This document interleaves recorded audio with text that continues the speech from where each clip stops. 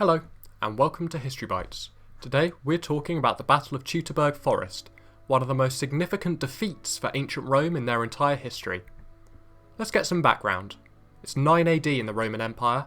Augustus is the Emperor of Rome, and the Emperor is eager to weaken the tribes that surround the Roman Empire. A few years earlier, in 4 AD, the soon-to-be Emperor Tiberius led his forces into victory against the Cannanefates in the region of Germania Inferior in the north, as well as a number of other battles south of the Teutoburg Forest, which allowed him to cross the river Versa. In 6 AD, Saturninus, a different legate, led an immense Roman army of over 100,000 men against the Maroboduus, who were part of a group of tribes known as the Suebi. The Maroboduus allied with a large number of other tribes who would stand against Roman expansion. By coincidence, at the same time, an event known as the Great Illyrian Revolt happened, where a huge number of native people in the Balkans rose up against Rome, forcing the most experienced commanders, such as Tiberius, to quickly redeploy his legions to the Balkans to fight the uprising for 4 years, in what is well regarded as one of the most difficult campaigns in Roman history, for the Romans. This sudden diversion of troops meant that the border in Germania was given to Publius Quintilius Varus, a brutal leader who was feared for his ruthlessness. He was prone to crucify any insurgents he came across. He was respected by the Senate, however, in Rome, and while he was no Tiberius or Agrippa, he had a decent military mind. A close friend and advisor of Varus, however, was called Arminius. It's a lot of Roman names to remember, I know, but he planned to backstab his friend Varus, and secretly formed his own alliance with the Germanic tribes who were planning to fight Rome. While the Germanic tribes had infighting, all the tribes stood together in outrage against Varus's cruelty to already conquered Germanic tribes, and their alliance with Arminius meant that they had insider knowledge of Varus's forces and whereabouts. The battle.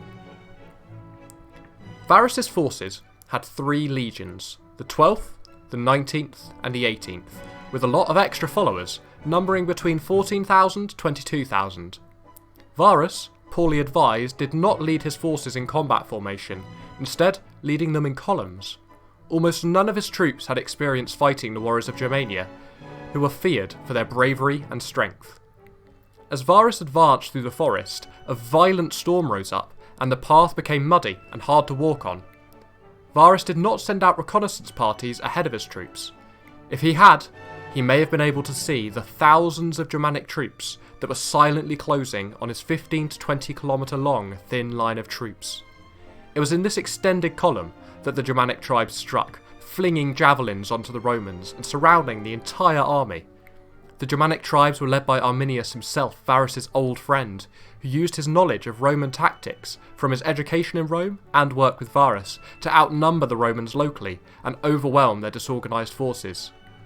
When night fell, the Romans managed to set up a fortified camp, and by morning attempted to break out to the open country in Vian Hills, but the Germanic tribes anticipated this and inflicted heavy Roman losses. Another escape attempt came from marching through the forest itself, but the endless torrential rain made bows useless, and Roman armour and shields heavy and cumbersome.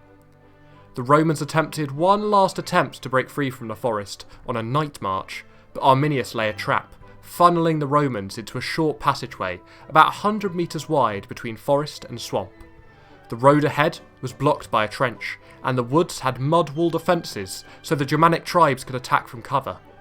The Romans attempted to storm the wall, but failed, and Varus's closest commander, Vala, attempted to flee before being attacked by Germanic cavalry and being cut down. The Germanic tribes then charged, demolishing the remaining Roman forces. Any remaining officers, including Varus himself, committed suicide. Almost the entire Roman force was wiped out, possibly 20,000 Romans dead, to minimal Germanic losses. Aftermath. The Germanic army then attempted to capitalise on its victory, hoping to march into Gaul and wreak havoc on the empire. Varus's nephew, however, gained command of the remaining 2 legions in Germania and prepared to hold the Rhine. All but one fort east of the Rhine fell to the attacking Germanic tribes, but a Roman fort, defended by a small garrison and some survivors from Teutoburg Forest, managed to hold their own fort for weeks, maybe months, before successfully breaking out and reaching the friendly Roman troops on the Rhine. This gave Varus's nephew, Lucius Nonius Asprenas, enough time to organise a powerful defence until Tiberius finally returned with a fresh army of veterans who stopped Arminius' return west. The defeat had immense repercussions in Rome, weakening their military significantly in the west. When Augustus heard the news, he was so devastated and shocked, he stood in his palace, butting his head against the wall, repeatedly shouting, "Quintilius Varus, give me back my legions!" The legion numbers of 12 and 19 were never used again by the Romans, and the 18th was disbanded under Vespasian. The battle marks the end of the idea that Roman forces were unbeatable by the Germanic tribes, and expansion into Germania was put on hold until Tiberius, Augustus' stepson, was fully ready to resume the campaign years later with thousands more men. Arminius sent Varus' severed head to the king of the Marcomanni, a powerful German tribe, and offered a more formal anti-Roman alliance. This was refused, and the Marcomanni sent Varus' remains to Rome to be buried, and the tribe remained neutral with Rome. In Tiberius' reign, we have the long campaign of conquest into Germania as revenge, but that's a whole other story for another day. I hope you enjoyed today's battle on the Teutoburg Forest. If you learned something new, press like and subscribe if you're new. Leave a comment on what you thought, and I'll see you next time.